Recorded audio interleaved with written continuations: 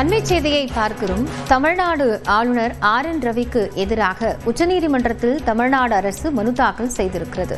வழக்கு குறித்த கூடுதல் விவரங்களோடு செய்தியாளர் சுசித்ரா இணைகிறார். அவரிடம் பேசலாம். சுசித்ரா, எதற்காக இந்த மனு தாக்கல் செய்யப்பட்டிருக்கிறது? விவரம்.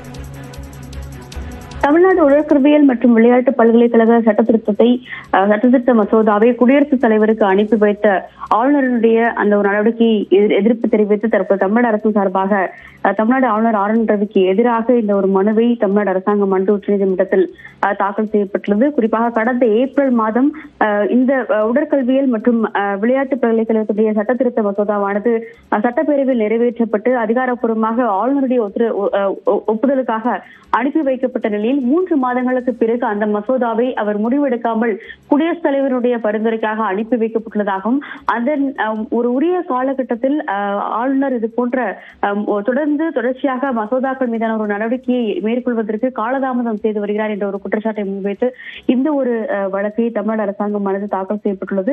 அந்த சட்டத்திட்டத்தை பொறுத்த அளவில் 18 பல்கலைக்கழகங்களுடைய துணைவேந்தர் நியமிக்கும் பதவி நீக்கம் செய்யும் அரசுக்கு அதிகாரம் வழங்கப்பட்டது. அதே போல தமிழ்நாடு உடற்கல்வியல் மற்றும் விளையாட்டு பல்கலைக்கழகத்துடைய துணை வேந்தரை நியமிக்கவும் பதவி நீக்கம் செய்யவும் அரசுக்கு அதிகாரம் அளிக்க முடிவு செய்துதான் இந்த ஒரு மசோதா என்பது அவர்கள் தமிழ்நாடு அரசினுடைய தரப்பிலிருந்து ஒரு பிரமாண பத்திரமாகவும் தாக்கல் செய்யப்பட்டது இங்கு முக்கியமாக பார்க்கப்படுது. அந்த மனுவில் தான் இந்த ஒரு கருத்துக்களை தமிழ்நாடு அரசாங்கம் முன்வைத்துள்ளது. ஏற்கனவே பல்வேறு மனுக்கள் பல்கலைக்கழகங்களுடைய அந்த மசோதாக்கள் தொடர்பான மனுக்கள் உச்சநீதிமன்றத்தில் அனுமதி பெற்று அதன் பிறகு நிறைவேற்றப்பட்டுள்ள நிலையில் ஆளுநருடைய நடவடிக்கைகளை கருத்தில் கொண்டு மீண்டும் இந்த மசோதாவிற்கு முழு ஒப்புதலையும் வழங்க வேண்டும் என்ற ஒரு கோரிக்கையை தமிழ்நாடு அரசாங்கமானது உச்சநீதிமன்றத்தில் முன்வைத்துள்ளது குறிப்பிடத்தக்கது.